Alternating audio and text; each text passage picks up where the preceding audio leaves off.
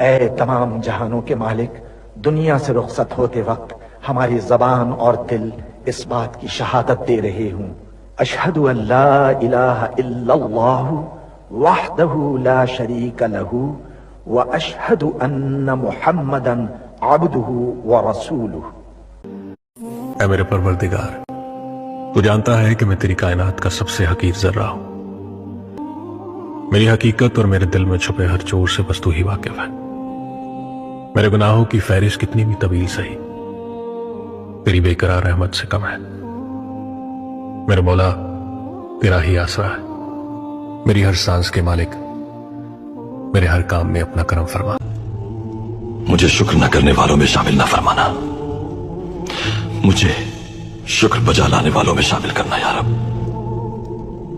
یہ جان تیری امانت ہے، ہمیں کسی حال میں تنہا مت چھوڑنا یا رب۔